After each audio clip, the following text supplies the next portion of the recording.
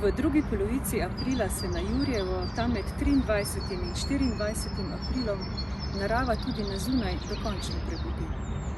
V Grajskem parku začnejo brsteti mogočne krošnje listovcev in iglavcev, ptičji ščebet pa vabi naključne sprehajalce in rekreativce, da se zazrejo v nebo ali pa v podrast, kjer morda še za hip ujamejo spretno veverico, ki brska med plodovi preteklega leta.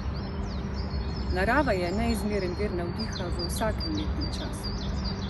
Pa stopimo od stoletnih bukev Grajskega parka do tistih vezanih bukev, ki jih hranimo v knjižnici, in poiščimo kak prav poseben primerek knjige, ki je nastala zaradi avtorjevega večnega čudenja nad lepotami narave.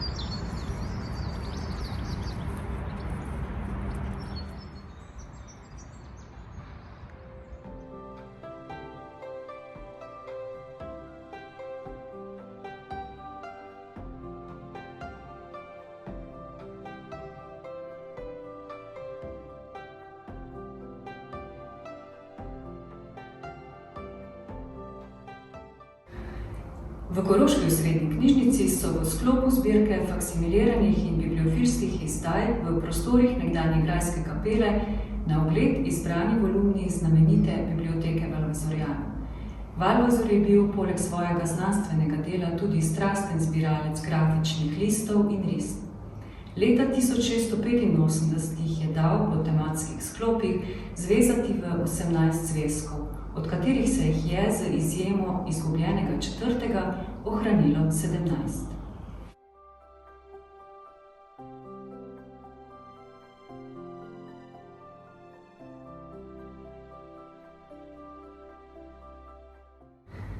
Danes nas bo zanimal zadnji, 18. zvezek ikonoteke, ki je še posebej zanimiv za biologe in ljubitelje narave.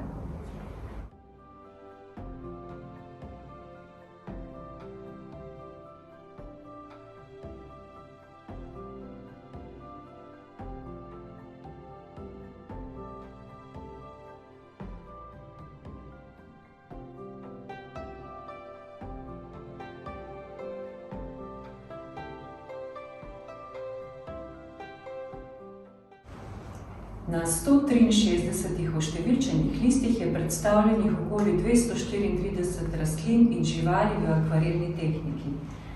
Na drobnejši vpogled v naslikane motive nam pove, da so podobe flore in favne nedvomno nastale na ozemlju Slovenije oziroma takratne dežele Kranjske.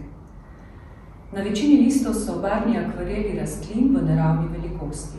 Približno četrtino pa jih prikazuje živali in njihove dele. Na nekaj mestih so poleg upodobljeni tudi drobni predmeti, nekatere sličice le-teh pa so na samem originalu tudi posebej ulepljene. Upodobljene rastline še danes najdemo v okolici gradu Bogenšperk in strokovnjaki so mnenja, da so zelo verjetno delo samega Valvazorja ali njegovih bližnjih sodelavcev. Tudi umetnostni zgodovinar Emilijan Cevc jih je pripisal Valvazorjevi roki. Ne glede na očitke svojega stanovskega kolega, dr. Franceta Steleta, da so akvareli čisto brez umetniške vrednosti, je Cevc zapisal, da je Valvazor kot naravoslovno usmerjen raziskovalec v te risbe vložil toliko ljube skrbi, da jih je vredno obdelati. Avtorja so v zbirki poleg koristnih rastlin zanimale tudi nenavadni primerki, rastline s čarovno močjo ali pa take z divjimi in gojenimi užitnimi plodovi. V 18. zvezku so tudi podobe 17 gojenih sadnih vrst, ki bi lahko izhajale iz gradu Lesičje, ki je bil naš prvi botanični in pomološki vrt s prvim sadnim izborom. Upodobljenih pa je tudi cel nabor preprostih rastlinic, ki jih najdemo na travnikih, gozdnih robovih in v gozdovih. Med njimi tudi fričev glavinec, ki je svoje botanično ime dobil šele leta 1901, in Flajšmanovo grablišče, pri nas endemična rastlina. Manjši del 18. zvezka je namenjen tudi slikovnim fragmentom kranjske favne.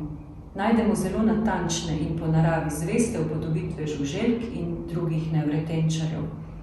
Med njimi je tudi 16 vrst pisanih metuljev, ki so zaradi svoje lepote bili slikarju akvarelov še v posebno strast.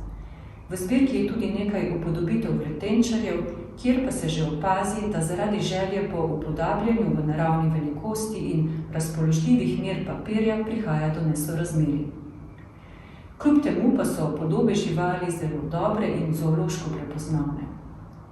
Edini upodobljen sesalec v zvezku je polh, ki je bil v Valvazorjevih časih dragocen vir hrane in krzna.